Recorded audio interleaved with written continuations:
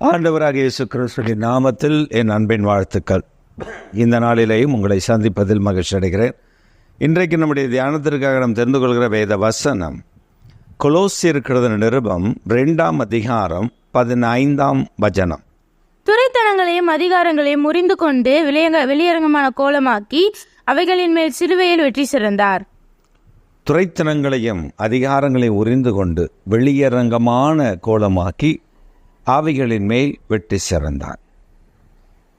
இன்று நம்முடைய தியானத்தில் நாம் புரிந்து கொள்ள வேண்டிய ஒரு முக்கியமான பகுதி உண்டு.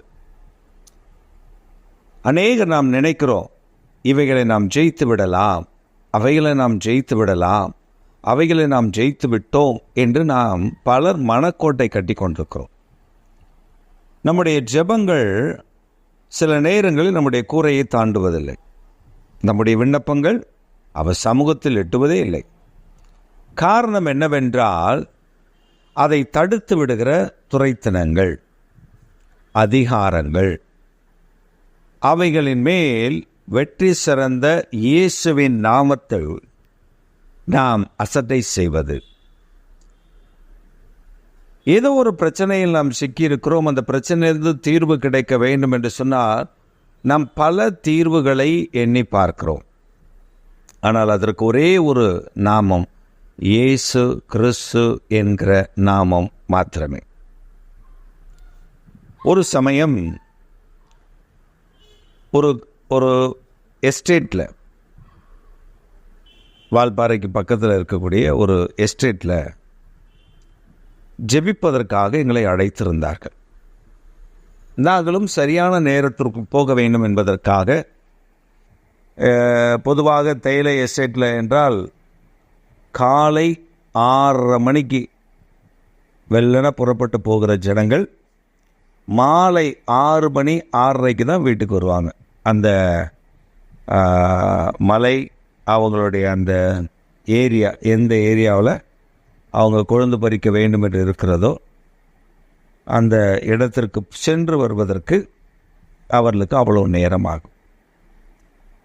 அப்பொழுது நாங்கள் ஒரு குறிப்பிட்ட அந்த எஸ்டேட்டில் எங்களை அழைப்பு கொடுத்திருந்தபடினாலும் நாங்கள் முதலாவது அந்த எஸ்டேட்டுக்கு போகிறோம். போகும் பொழுது கீழே அந்த மலைக்கு நடுவில், அதாவது ஒரு பெரிய மலை ஏற்றம், அந்த ஏற்றத்தில் ஏறி கொண்டிருக்கும் பொழுது ஒரு மத்திய பகுதியில் ஒரு வீடு, அதற்கு பின்பு மலை மீண்டும் ஏறுகிறது. அதற்கு மேலே தான் அந்த எஸ்டேட்டுடைய குடியிருப்பு இருக்கிறது. அந்த நடுவில் அந்த போகிற வழியில் இருக்கக்கூடிய அந்த வீட்டில், அது ஒரு பெரிய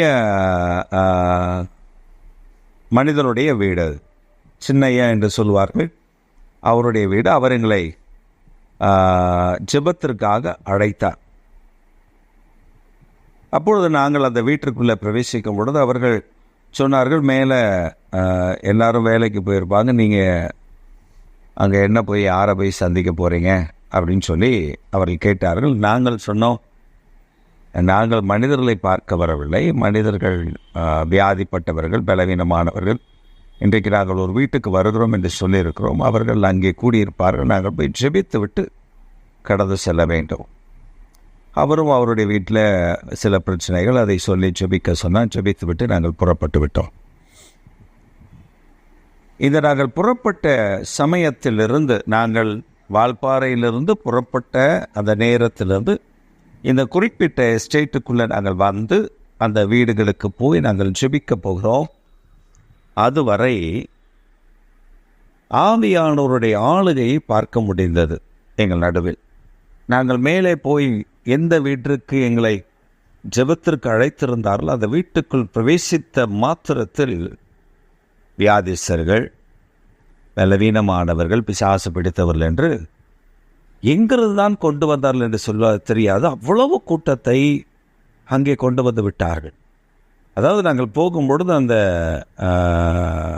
குடியிருப்பு பகுதியில் ஆட்களே இல்லாமல் 1-2 பேர் இருந்ததை மாத்திரம்தான் நாங்கள் பார்த்தோம்.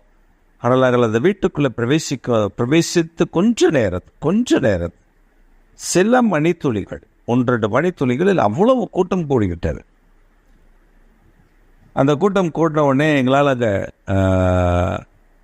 ஆராதிக்கவோ அந்த குடும்பத்திற்காக ஜெபிக்கவோ எங்களுக்கு நேரமில்லை. வியாதிஸ்தரை கொண்டு வர ஆரம்பித்து விட்டார்கள்.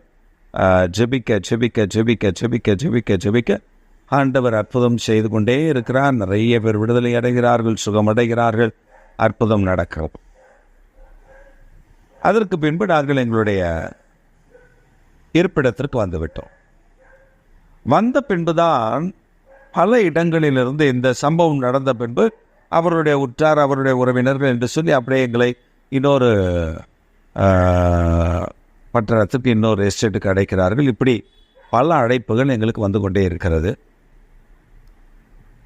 அந்த அழைப்பு வந்த பொழுது நாங்கள் சில இடங்களில் போன பொழுதுதான் எங்களுக்கு புரிந்தது. அப்பொழுதுதான் கர்த்தர் அந்த வான மண்டலங்கள், துரைத்தனங்கள் என்றால் என்ன, அதிகாரங்கள் என்றால் என்ன என்பதை கற்றுக் கொடுத்தார்.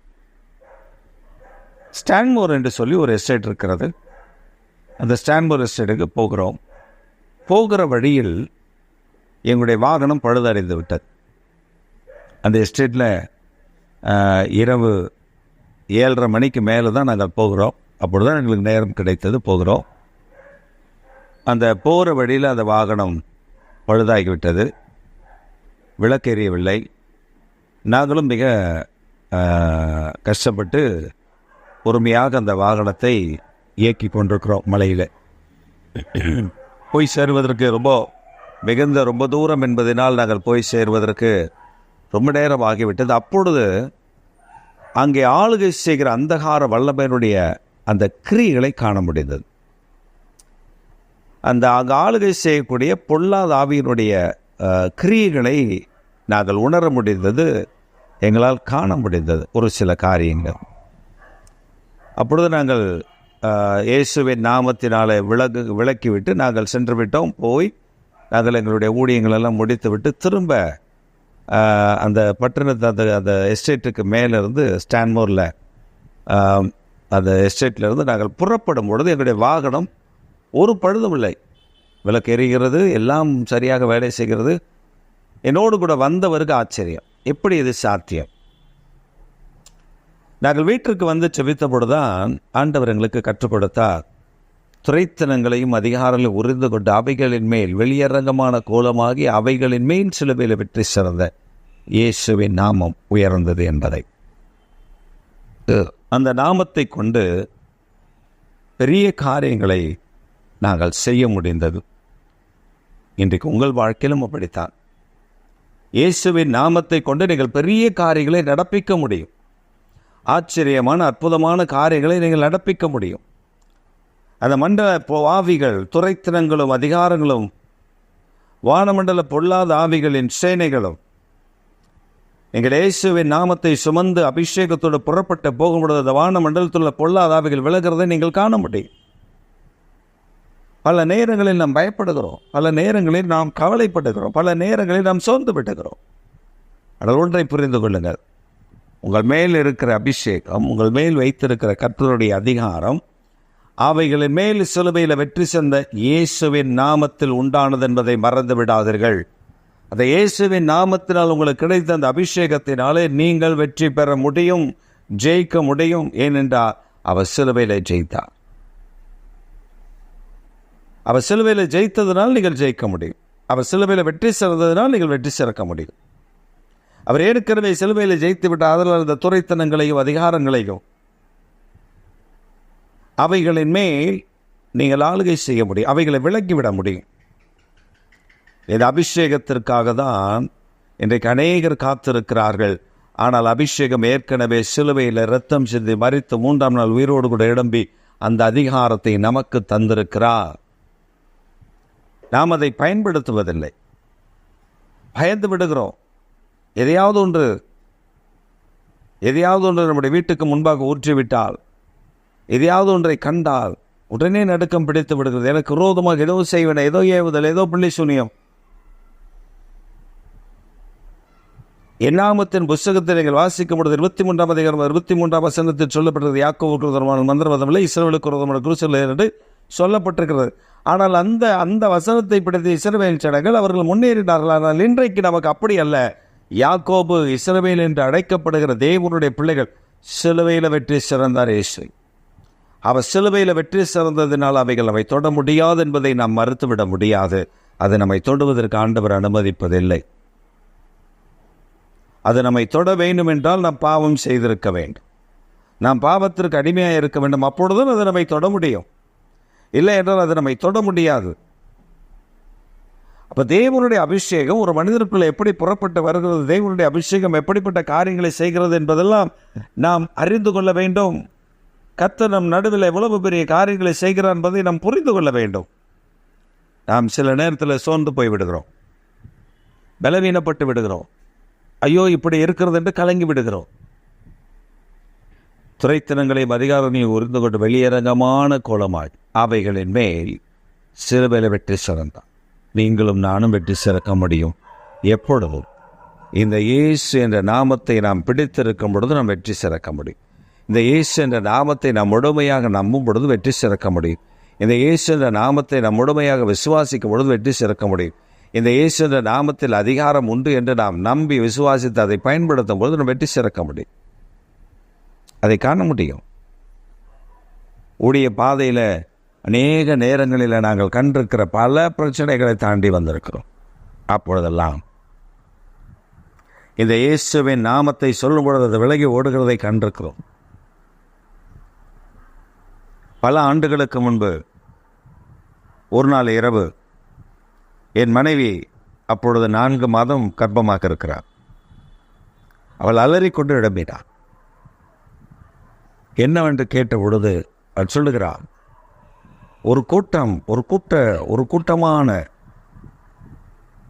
கொள்ள மனிதர்களை நான் காண்கிறேன். அவர்கள் வந்து என்னை பயன்படுத்துகிறார்கள். நாங்கள் எழுப்பின பொழுது அந்த மனிதர்கள் ஒருவரையும் காணவில்லை. நான் சொன்னேன், அப்படி பயம் வந்தால் இயேசு கிறிஸ்துவின் நாமம் அவருடைய இரத்தத்தினாலே நான் ஜெயிக்கிறேன் என்று சொல். அன்றிலிருந்து அதற்கு பின்பு அவள் அருகில் வரவில்லை, தூரத்திலிருந்து அவளை மிரட்டும். அப்பொழுது இயேசுவின் நாமத்தை அவள் சொல்லும் பொழுது ஓடிவிடும். இன்றைக்கு நீங்களும் கூட ஏதோ ஒரு காரியத்தில் பிடிக்கப்பட்டிருக்கலாம், ஏதோ ஒரு காரியத்தில் பயந்து கொண்டிருக்கலாம், ஏதோ ஒரு காரியத்தை உங்களை சூழ்ந்து உங்களை நெருக்கி கொண்டிருக்கலாம். எப்பொழுது எனக்கு இதில் ஒரு விடுதலை என்று நீங்கள் ஏங்கிக் கொண்டிருக்கலாம். உங்கள் விடுதலை உங்கள் அருகில் இருக்கிறது. உங்களுக்கு விடுதலை தருகிறவர் உங்களோடு கூட இருக்கிறார். உலகத்தின் முடிவு வருந்தும் சகல நாட்கள் நான் உங்களோடு கூட இருக்கிறேன் என்று சொன்னவர் உங்கள் அருகில் இருக்கிறார். இயேசு கிறிஸ்து என்ற நாமத்தை பயன்படுத்தி, இயேசுவின் நாமத்தில் நான் அவருடைய பிள்ளை, நீ என்னை தொட முடியாது என்று எதிர்த்து நில்லுங்கள், அவர் ஓடி போவார். Resist the devil. He will flee from you. எதிர்த்து நில்லுங்கள், அப்பொழுது அவன் உங்களை விட்டு ஓடி போவான். Resist him. அவனை எதிர்க்க வேண்டும். சாதாரணமாக அல்ல, இயேசு கிறிஸ்துவின் நாமத்தின் மேல் விசுவாசம் வைத்து அவரை பிடித்துக் கொண்டு அவர்தான் என் ரட்சகர் என்று சொல்லி அறிந்து அவரை முன்னிறுத்தி நடத்தி பாருங்கள். You will receive, you will see the difference in your life. உங்கள் வாழ்க்கையில் ஒரு பெரிய மாற்றத்தை காண்பீர்கள். பயங்கள் விலகும், பிரச்சனைகள் மாறும், போராட்டங்கள் தீங்கும். தேவன் பலத்த பெரிய காரியங்களை கர்த்தர் செய்வார். நமக்கு வரக்கூடிய நெருக்கங்கள், பிரச்சனைகளை மாத்திரம் பார்த்து கொண்டிருக்கிற, அதற்கு பின்பாக இருந்து கிரியை செய்கிற பொல்லாத ஆவிகளுடைய கிரியில் நாம் பார்ப்பதில்லை. நம்ம எரிச்சல் மூட்டுகிற காரியங்கள் நிறைய நடக்கும். அதாவது ஆண்டவர் சொன்னார், நீங்கள் அறிந்து கொள்வதற்காக, நீங்கள் புரிந்து கொள்வதற்காக, நீங்கள் ஜெயிப்பதற்காக தான் கர்த்தர் ஒரு வார்த்தையை சொல்லியிருக்கிறார். துரைத்தனங்களையும் அதிகாரங்களையும் உரிந்து கொண்டு வெளி அரங்கமான கோலமாக He take all the powers and principalities, authorities that against you and his kingdom. அவருடைய ராஜ்யத்துக்கு விரோதமாக, உங்களுக்கு விரோதமாக இடமின் இருக்கிற அந்த அதிகாரங்களை அவர் வெளியரங்கமாக உரிந்து கொண்டு, He take all the power and principalities. He took it out.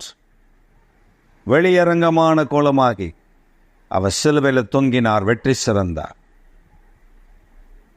அவர் சிலுவையில் வெற்றி சிறந்ததினாலே நீங்களும் வெற்றி சிறப்பீர்கள். இன்றைக்கு நீங்கள் ஆராதனைக்கு போவீர்கள், ஆராதனைக்கு போய் கர்த்தரை ஆராதித்து மகிமைப்படுத்துவீர்கள். அதே சமயத்தில் இந்த வார்த்தையும் தியானித்துக் கொண்டிருங்கள். இந்த வாரத்தில் நீங்கள் இந்த வார்த்தையை தியானித்து, ஆண்டவரே எனக்கு அந்த கிருபையை தந்திருக்கிற, நான் எப்படி அதை மறந்தேன் என்று சொல்லி, இப்பொழுது நீங்கள் இருக்கிற இடத்துல ஒரே ஒரு வார்த்தையை சொல்லி ஜெபம் பண்ணுங்கள். இயேசுவே, உம்முடைய பிள்ளை இந்த குறிப்பிட்ட விஷயத்தில் நான் பயந்து கொண்டிருக்கிறேன், குறிப்பிட்ட விஷயத்தில் அடங்கி கொண்டிருக்கிறேன், குறிப்பிட்ட விஷயத்தில் நான் மேற்கொள்ள முடியாமல் தவிக்கிறேன், ஆனால் நீர் எனக்காக ஜெயித்தீர் என்பதை நான் மறந்திருக்கிறேன் அப்பா. அந்த ஜெயத்தை நானும் பெற்றுக்கொள்ள எனக்கு உதவி செய்யுங்க. இந்த குறிப்பிட்ட விஷயத்தில் வாட் எவர் மேபி, அது உங்களுக்கு எதுவாக வேண்டுமானாலும் இருக்கலாம், அந்த காரியத்தை சொல்லி இதில் நான் ஜெயிக்க நீர் எனக்கு அனுக்கிரகம் பண்ணும் என்று சொல்லி கேளுங்கள். இப்பொழுது ஒரு ஜெயத்தை நீங்கள் காண்பீர்கள். எங்கள் அன்பின் தகப்பனே, இந்த நல்ல காலை வேளைக்காக நாங்கள் போய் ஸ்தோத்திரிக்கிறோம். இந்த வேளையில் உங்களுடைய பிள்ளைகள் எந்த காரியத்தை குறித்து சோர்ந்து போய் தவித்து கொண்டிருக்கிறார்களோ, எந்த காரியத்திலிருந்து விடுதலை இல்லை என்று ஏங்கிக் கொண்டிருக்கிறார்கள், இப்பொழுது ஒரு விடுதலை தந்து நீ துறைத்தனங்களையும் அதிகாரங்களையும் உருந்து கொண்டு வெளியரங்கமான கோலமாகி அவைகளின் மேல் சிலுவையில் வெற்றி சிறந்தீர் என்று சொல்லப்பட்ட வேத வசனத்தின்படி நாங்களும் வெற்றி சிறக்க நீர் எங்களுக்கு அந்த கிருபையை தந்திருக்கிறபடி இயேசுவின் நாமத்தினால இரத்தத்தினால் நாங்கள் ஜெயிக்கிறோம். நீ சிலுவையில் ஜெயித்தேன், நாங்களும் இப்பொழுது உங்களுடைய நாமத்தினால நாங்கள் வெற்றி சிறக்கிறோம். அவைகள் எங்களை எங்கள் குடும்பங்களை விட்டு விலகிறதற்காக உமக்கு நன்றி சொல்கிறோம். தேவ கிருபை தேவ பிரசன்னம் எங்களை சூழ்ந்து கொள்வதற்காக நன்றி சொல்கிறோம். இயேசுவின் இரத்தத்தை ஒவ்வொரு மேலும் தெளித்து உடைய பரிசுத்த இரத்தத்தினால் எங்களை ஒவ்வொருவரையும் மூடி மறைத்துக் கொள்ளும்படி ஜெபிக்கிறோம் எங்கள் ஜீவனுள்ள நல்ல பிதாவே. ஆமென்.